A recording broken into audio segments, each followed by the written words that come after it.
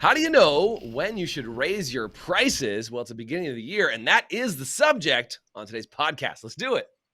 Salon owners are some of the most amazing people on planet Earth. The only problem is sometimes their hearts are so big and they give so much of themselves to their staff and guests that it creates unintended consequences. Our goal is to change the industry by elevating the way the rest of the world sees salons, spas, and barbershops and give it the credibility that it truly deserves. This is the Salon Owner Evo Revo Show. Today's podcast is brought to you by Salon Scale, allowing you to charge by what you know, not by what you feel. What's going on, guys? Welcome to the Salon Owner Evo Revo Show. It is a hat day today. I think Doug and I are both properly equipped with our High Performance Salon Academy hat gear. Anyway, welcome to the show. I just want to make sure if you were listening online only, you knew our hat game today was strong. I just want to make sure we're all on the same page. With me, as always, Doug Campbell. What's up, Doug? Good to have you on today. How's it going? Great to be here. Dude, I'm excited about this. This topic, I keep seeing it pop up in our Profitable Salon Owner Facebook group. By the way, if you're not in our free Profitable Salon Owner Facebook group, comment profit and we'll send you the link to get access to that. Because I think it's an amazing group to ask questions, get answers, and meet a community of people that are highly ambitious, dedicated group of salon owners that are looking to make more profit and grow a powerful team. This subject came up, Doug, and it's not an easy thing to answer, and it's why I wanted to put it on a podcast, is that it can be very complicated. It's just after the beginning of the year, like we're in the first month of the year, and a lot of people have raised prices. I don't know about you, but I've had a lot of things in my life go up in price. Right? Is that gas prices have gone up, coffee's gone up, ice cream has gone up, like lots of things have gone up in price. Your groceries have maybe gone up. And, there's some rumblings of levels of inflation that are getting larger than others. And let's not get all political on that.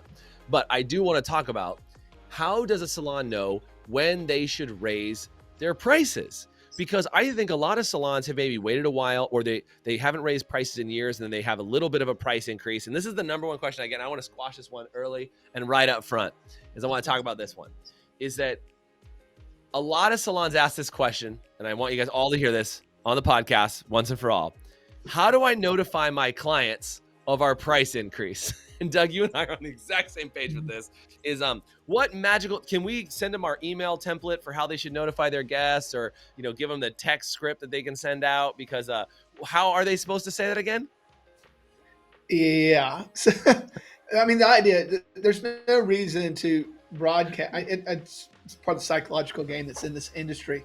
There's never, it's, like to report, Starbucks doesn't, notify you when they up their prices. Target does not notify you when they up their prices. So I think you just got to look at, you've got to go in, you've got to understand why you're doing it. And I think it's good to have your staff understand in case they get questioned about something. It's good for them to say, instead of, I have no idea. We just did. Right. Have them have an intelligent answer that they can articulate to their guest. So, but what I say is that, first of all, I think you need to get back to how you set your prices to begin with, because I think I just want to make sure we put a button on this.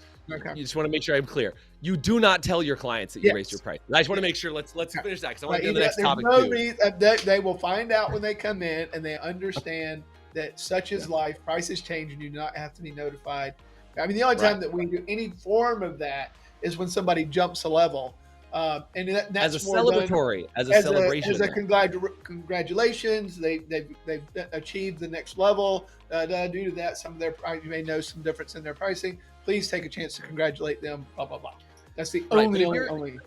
If you're changing price across the board, first of the year, you're changing price. You raised them by 10%, 20%, 30%, whatever the reason is. And maybe it was because of inflation. Maybe it's because your rent went up. Maybe it could be a lot of factors that you raised your prices. And we'll talk about how to price appropriately in just a second. But I want to be really clear. I was joking about it being sarcastic. I still want my sarcasm come across as like, yes, Jason, send me the template, send me the script, because there is no template. There is no script. In fact, like you said, Doug, the only thing to do is make sure that your staff, particularly your support staff at the front desk, knows what to say if somebody says, hey, why did my price go up? Right? And you might be surprised that people don't ask don't even flinch. And this happens to me all the time, Doug. I don't know about you, but like I go into places and I see the price going up. I don't even say anything about it, and it doesn't bother me whatsoever because I'm like, oh yeah. Like I even my chiropractor just raised his prices. I walked in the door, got my adjustment, and it was a different amount. And I literally high-fived him. I said, great job on raising your prices. And it's just like, I know that his cost of doing business has gone up. I know that that's the case. And I'm surprised I haven't seen a price increase out of him in the last 10 years that I've known him. Yeah, so it's one of those things. Yeah, it's the your cost of doing business has gone up, but also there's the law of supply and demand. So Sure.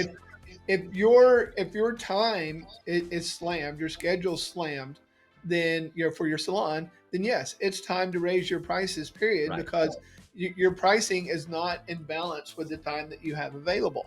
Right. Same thing like with level systems. People ask about how high should I go with my level system.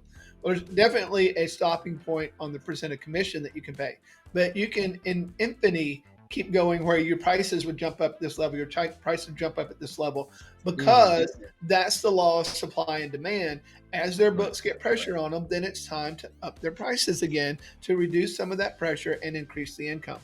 I think some of this goes back to, I think people need to stop and take a minute and figure out where they came up with their prices in the first place. Because I think a lot of people in this industry just kind of arbitrarily said, hey, what are other people charging? What feels right? They get in their head about, what my customers want to What did pay. I charge before at my last salon? Right, which has, I mean, to be blunt, I guess, that has nothing to do with running your business. It's like none of that matters. And so what I mean by that is what matters. You went into business to make a profit. The profit is the reward for the risk that you took to go into business. So when figuring your prices, you have to take that into effect or into account. You figure out what are my fixed costs? What are my variable costs going to be? And then what do I need to charge so that the company can make the profit it deserves to make? I can compensate my staff the way they deserve to be compensated to attract the best talent in town. And then what kind of service do I need to do to justify that to my clients? Right. That's a win all the way around, but you've got to sit down and say, we have the Genesis budget. Inside our academy, we've got this whole program just specifically on how do you calculate your prices. Right. You could plug in there and then it would tell you, it's like, ooh, well, what I'm doing right now, that's going to work out to a break even or 1% profit, which I hate to say, that's where a lot of salons are because they didn't think it through. They look at just cash flows. There's a big difference in cash flow and profit. You can have, I've got a $3 million salon. I hate that about our industry. We look at salons the flashy fakery that exists in the salon spa industry. It's done on volume, right? It's like so you're a $3 million salon and you're making 0.5% profit. I would be much more impressed if you were $1 million salon and you were making 20% profit. It's like, but I mean, but that's, and I don't mean to beat up on people. I'm just trying to say, no, but just you're painting a reality that exists in this industry, You need to think about why you went into business. And a lot of times it was a very talented stylist that has a lot of things to give to this industry, but you got to make sure that you're taking care of your business. For your business to survive and thrive, you're going to be a much happier owner whenever there's actual profit coming out of your business and coming out to reward you for your risk. You're going to be a better boss. You're going to be a better all the way around leader, because you're going to feel good about what you're doing and have instead of being the bitter pill jumps in. You know how long I went, how much money I put into this, and if I've been right, and I still haven't made $1 10 years later. Right, and so you want to buy into this company? Well, you're going to suffer first. So listen. So we need to change that. Yeah, and I just want to say this, and then we got to take a short break here, is that I think you said something really smart, Doug, as you often do. You said something really smart. You said businesses should start to make a profit. And the way you said it was, you said, I think salon owners go into this to make a profit. I don't actually think that most salon owners go into this to make a profit. I think they go into this to make a difference. They want to change what happened, and they want to and they want to, they want to have a better environment than their last salon. They want to have a better place to work than their last salon. They want to have a different experience for guests than the crappy place he's working. And they don't always leave a bad place to go to a good place. Sometimes they're like, that was okay, but I have a different flavor. And I think what ends up happening is they go into business about the experience, and they forget about what most businesses do, which is they say, in order for us to continue to function and operate, we need to turn a profit. So therefore, let's start with the profit and build our business backwards. I think in the salon, spa, barber, and most beauty businesses, they start out thinking about the experience, not about the profit. And so what ends up happening is the profit becomes second fiddle. And we got to take a break. So when we come back, and by the way, I hope this is helpful. If this is helpful, do me a favor and comment profit. If you're getting this is making sense to you. And I'd love to know, by the way, if you're listening, I want to know where you're from. Around the country, around the world. Can you do me a favor and type that into the chat as well as we go to the short break? Because when we come back, we want to talk more about how do you price? What are some pricing triggers? When should you change your price? What's the best way to do it? Obviously, you shouldn't message everybody and say you're changing them. But let's talk about that all when we come back right after the short break. We'll be right back. Hey, HPSA listeners, let me ask you this. Are you tired of not knowing what your hair color is costing you on every appointment and watching it chew up your profit? Well, with Salon Scale, we take the guesswork out for you. Using a mobile app paired with a Bluetooth scale, Salon Scale will tell you exactly what your color is costing you on every bowl mix down to the gram. As you mix, Salon Scale will also digitally store your formulas and track how much product is being used in real time, so you can manage your inventory, cover your expenses, and generate more profit in your salon. Use promo code HPSA10 to get 10% off an annual subscription. Salon Scale, the new standard for mixing color. Just saying. What's going on, everybody? Welcome back to the podcast. We're talking about pricing, specifically when you should raise prices. How do you know if your prices are set accordingly? What are some of the pricing triggers? And just before the break, Doug was chatting about, the reason to go into business. And I like I said this, Doug, the reason to go into business is to make a profit, and profit is reward for the risk that you took to own your business. And so if your business is not making a profit, or the profit is an unknown, it's going to create some challenges. Most people go about setting prices, which I agree with. You should do the exercise of looking, what do salons charge within a 10-mile radius of you?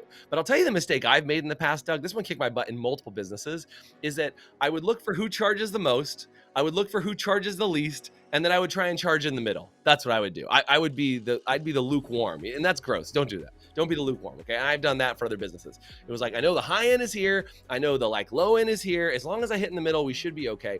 I don't necessarily think that's the way to price it, but it's a good thing to, at least now, I think it's a good way to know what the pricing threshold is in your marketplace, because you potentially could carve out a whole new pricing structure if you did things differently.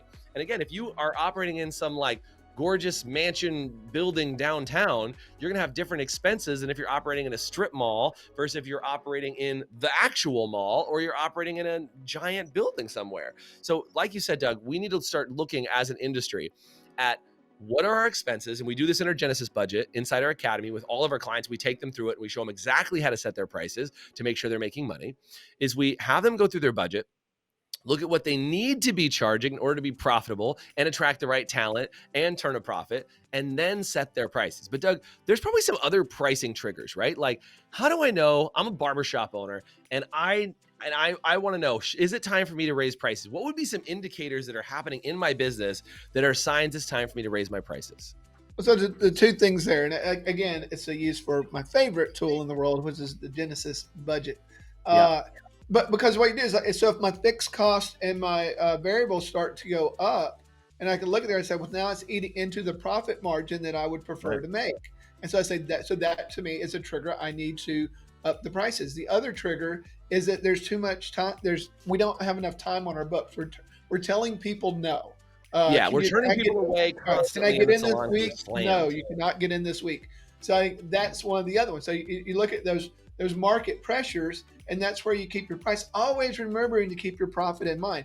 I love it when people come into the academy and they're kind of foggy on the whole profit thing. And to your point, they came in mission, great intention, great, want to do things, run a great little business, other than it's not profitable or barely profitable. And whenever they get it, when they finally start saying, oh, it's like, it's funny, their energy for their business goes way up. Their creativity, their creativity for their business goes way up. I mean, it's the Mhm. antidote to the bitter pill that you run Right. into when you go to industry shows and people, you talk long enough and they're going to start, oh, the ones that are doing great, changing the industry and Yeah. making money doing it. That's a whole nother ball game, but you've got to understand what that is. So anytime you're messing with your prices, just don't arbitrarily say, hey, I think we just go up for a reason. Know why. Yeah, it's not just, and again, you could change your price at the first of the year.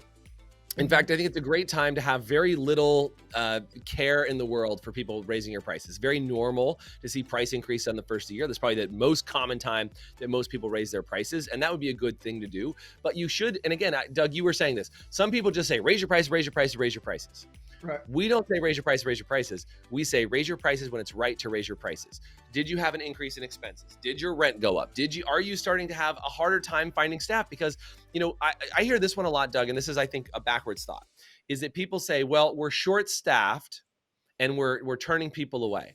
Well, that still may be a reason for you to raise your prices, because what might be happening is if you raised your prices, that may attract more staff to you because you're at an elevated price point. They're making more money. And by the way, this doesn't mean paying higher commission. Can I be clear on that? This doesn't mean paying higher commission. I just mean if you raise your prices, that commission payout is a lot more because now you are higher end or higher tier salon. And so as a salon owner, you got to ask yourself, what are those triggers? It could be at the first of the year. It could be like, and this happened when we hit the pandemic, right? Like when this happened and the salons reopened, that was our advice. We said, it's time to raise your prices. You've incurred more expense. You had to be closed for a certain amount of time. Nobody is going to care. They're just excited to come back to you when you reopen the doors. So for some places, like I know in Canada, they're back on a level of lockdown again, right? And so I just want to acknowledge that, like, if you're closed and you reopen, you can reopen with higher prices. That would be an okay time to do it. Another trigger, like we mentioned, is having to turn people away. A good trigger on that, by the way, is if about 80% of your available schedule is full, like meaning whether you have 5 staff or 500 staff, doesn't matter. If 80% of your available schedule is full, it for sure is time to hire if you have the capacity, but it's also time for you to potentially have a price bump across the board inside your salon. Doug, can you think of other times, and again, that I'm not mentioning, that are good triggers for a price increase? One of the things there that people kind of miss too is like when you get to 80%, people say, well, I need to start looking for another location. I'm outgrowing my location. It's like, let's work with the prices first a little bit and let's see where we can get there. And then maybe it still makes sense to go to your next location. But let's make sure we look at the price. Like, I just want people to understand why they're doing it. And the thing about it is, if you're paying attention to it, then when you do price increases, they don't have to be big jumps. When you come in, you say, well, look, I'm at 2% profit and I'm not super happy about that. It's like, so we can start working our way towards what's going to make you profit. By just that awareness of understanding what that is, doing things for a reason, because the staff's going to be happier, you're going to be happier. And I think those are, and the thing about it is, always, it's one of the things people, I had somebody on a call the other day say, what's the verbiage that I can give to my younger staff to get them to charge the prices that they're supposed to be charging? They're just not charging correctly. I said, I give you all the verbiage in the world, but it's not going to work because you're treating the wrong problem. So the root problem of that situation is that the person doesn't believe that they're worth it. Right. So it's the same thing that happens in salons with salon owners to the same degree. They don't necessarily believe that they're worth it. So that you got to get that part right, that you are an amazing person, you do an amazing job, you fill an amazing role in a society, and that you should be compensated well. And on the other side, you should make sure that you're giving that service. So that's one of those things that builds on the others. Like whenever you feel like I'm charging the price, but now also because I'm charging this, I need to deliver a premium service. I need to deliver a premium experience. So then you start doing that, and people still see you as a value, even though you're charging more money. You always want to be delivering at a higher level than what you're charging. Then you're never overpriced, no matter what your price is. Super good point. Super good point is make sure that if you can, and again, this is a good point. We haven't talked about this yet, is we've just talked about when do you raise prices? What do you do? Maybe without necessarily adding any more value. And there are times to raise your prices like that for sure. But I love what you said, Doug, is can you focus on how can we continue to add value? And we just did a whole pricing on this on something called prime pricing. We did training on it back a couple weeks ago around some really clever ways you can charge different tiers of pricing inside the salon. It's an awesome training for our Academy members. If you haven't seen it, go back and watch it. But what I think is really helpful about this, Doug, is you can increase your price when you figure out how to add more value. If you can add more value to the service, and more value might be being available, being open more hours as a salon. Maybe you weren't open. Like I've heard some salons that like closed on the weekends because they couldn't find staff. Well, opening back up on weekends, that's adding more value. Widening your hours in the evening is adding more value. Having more staff available throughout the day is adding more value. Bringing in better educated stylists or people who can do bigger services, or people, having more availability. Those are places you can add more value, right? Or even simple things like I was talking about this, doing more events at the salon and actually providing training classes to people. Like, I know it sounds silly, but like, teaching people how to do their hair, or how to style, like doing styling classes for people in evenings at the salon. That would be a more value sort of scenario, right? If you're like, hey, we'll show you 3 ways to style your hair tonight, and we're doing a private event with champagne and whatever. It's like, you might not be thinking about those type of things as a salon owner. You might just be going, hey man, people just come in and get their hair cut, they get it blown out, they get it colored, and they're off to the races. But there are salons that charge premiums by continuing to give other premium services, by adding other enhancements to what they offer as a salon, right? Maybe it's having a boutique area, maybe it's having additional services, right? So be aware that as you add those other things, you're enhancing the value of what you're offering to your guests and to your clients, and you're saving them stops and trips, and you're giving them more in one stop. That allows you to add value. Yeah, I think one of the other things too that is sometimes missed is that when your pricing is where it deserves to be, and you're bringing a new person on, they're going to pay attention to the training a lot more, because it's like, look, we charge the premium prices in this area, and there's a reason for that, because so the level of education that we do here, and if you want to play this game with us, we need to get your skill level up to here. That's a whole different thing than, hey, just come in and hang out with me and we'll get you through this little program and because they come out of school most of the time thinking that they know a lot more than they do. It's human nature until you get slapped in the face with reality. So I think that helps. And look, you've got an opportunity to make great money here. And it's like, if you, like with our system, if you engage with our system, with our level system, if you engage with it, within 3 years, you could be in the $60,000 to $75,000 range and still shooting upwards.